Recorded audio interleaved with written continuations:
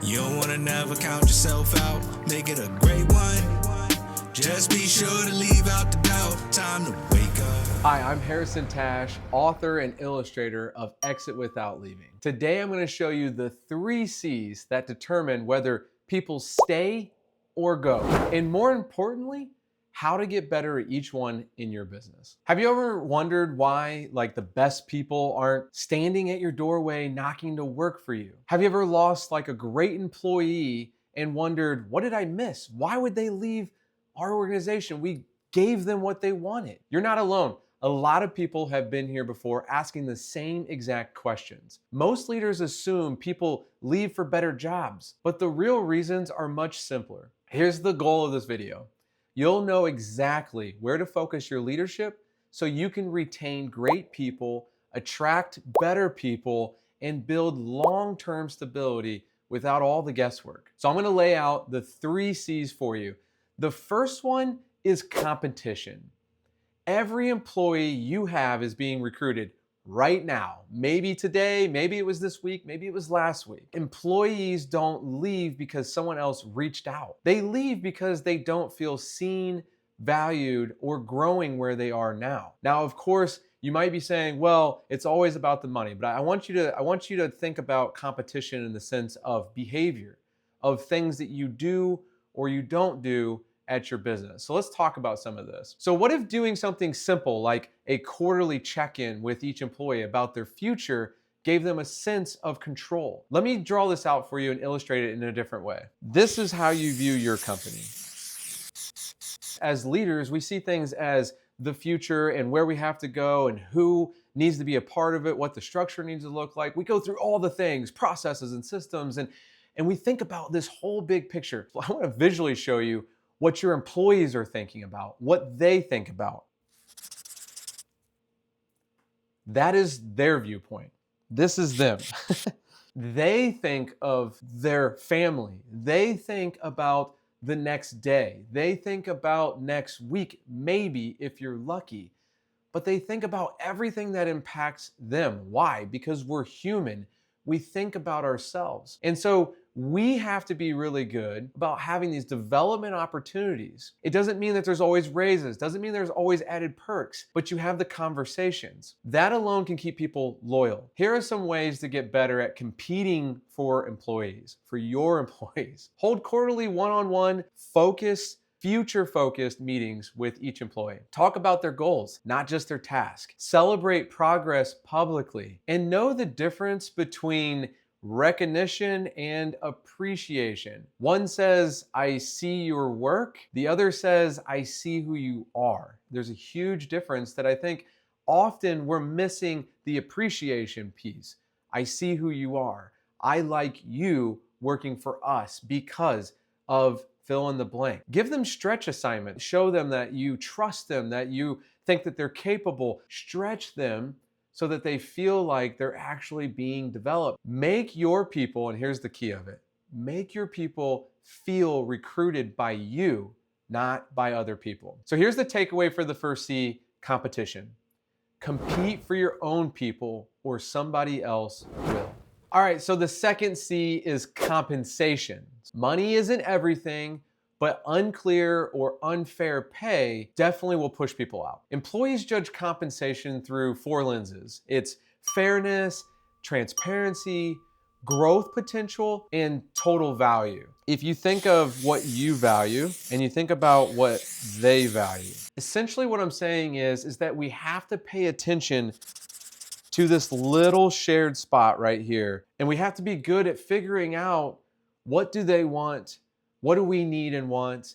And where's the overlap? And so let me give you a quick story. So I was once working with a CEO of a large roofing company, and he told me one time that his employees were leaving because of the pay. They just weren't getting paid enough. And I asked what he was gonna do about that. And this moment was so memorable because what he told me was, very calmly, he said, create more value for them. That's what he was gonna do about it. Now that's a leader thinking beyond salary.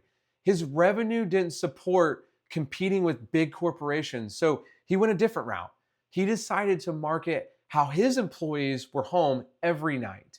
And they weren't on the road every 2 weeks like some of the big corporations. So showing the value of his regional business versus a national business. And this is where you can find the right people because you're looking at shared value, not just what you value. So here's how you get better at compensation. Create a simple pay structure with clear ranges. Tie compensation growth to skills or outcomes, maybe even certifications if they're required. Review salaries annually for fairness and market alignment. Communicate why someone is paid what they're paid. So be just very clear about their salary, and add non-monetary value like flexibility, development, recognition. We talked about appreciation earlier, less travel, even things like benefits. Now, I know a lot of smaller companies have struggled finding the best benefits, but when you can look at what you really bring to the table, you can share that and market it to find the best people. So here's the takeaway for the second C, compensation. You don't have to pay the most. You just need to be clear about what the value is that you bring to those employees. All right, so the third C is culture. And I think this is a big one. People join companies really for opportunity to feed their families, to give themselves growth, but they stay because of culture. Culture is what tethers people to your business. Now, culture is the everyday experience. It's the communication, it's the expectations that you lay out, it's the accountability that you give them, because trust me when I say this, people want accountability. Recognition is another thing that is a part of culture, and the way that you treat people or you treat each other when no one's watching, and that's kind of the key. These are all things that make culture the everyday experience. Think of it like this. Culture either multiplies performance or it magnifies problems. There's no real neutral in culture. Now, of course, at times we might feel like our culture is adapting and changing. That's okay. But we have to allow our values to drive our culture and our behavior. So how do we get better at culture? Here's a tip from us. Okay, so review our 8 to Great framework. This framework is what we believe forges culture. The link will be below, so click on that and see the 8 to Great framework.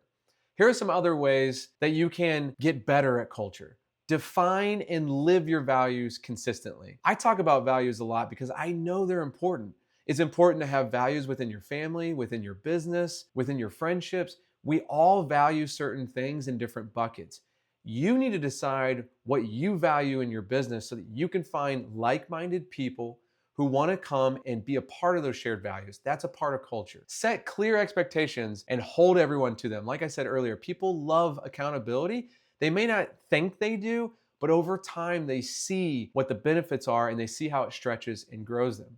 Here's another one. Build simple systems for feedback and recognition. The more feedback you give and the more you're able to recognize and appreciate people, the more they feel seen, they feel heard, and they feel a part of your culture. Eliminate behaviors that violate your values. Quickly get those kind of people out of your organization and get those kind of behaviors out of your organization. Create rhythms, weekly huddles, monthly scorecards, quarterly reviews. I've seen it time and time again where you start these big initiatives and you have a meeting here and you have a meeting there, and then before you know it, it starts to fizzle out. This erodes culture. Make sure you're consistent in those huddles, in those monthly scorecard meetings, or whatever you do that's a part of your culture for performance and for behavior and values. Model the culture you want so that your leaders can adopt it and then replicate it. All right, so here's the final thought for you. You either lose or you gain employees through these 3 C's: competition, compensation, and culture. Great teams don't happen by accident. They're built with intention, clarity, and leadership. And these 3 levers will help you keep your best people and attract more. Hey, thanks for watching this video. Don't forget to subscribe to this channel. Contact us at connect@consultlivingwater.com if you want more resources, and email us, opt in, and get free access to our online community. Looking forward to seeing you on another video. Meet Bob. Bob buys, exit without leaving. And that's it. No action, no change. Just another dusty book in the graveyard of good intentions. Bob's business didn't exit, it just left. Now meet Jason. Same book, different story. Instead of using it as a paperweight, He tries the ideas. Wild concept, right? He tailors the principles, teaches his team, and suddenly, boom, growth, freedom, a business that finally works, without him working 24/7. Exit without leaving. Not just another business book, the one you actually use. Don't be Bob. Pre-order now. Build healthy leaders. Don't be Bob.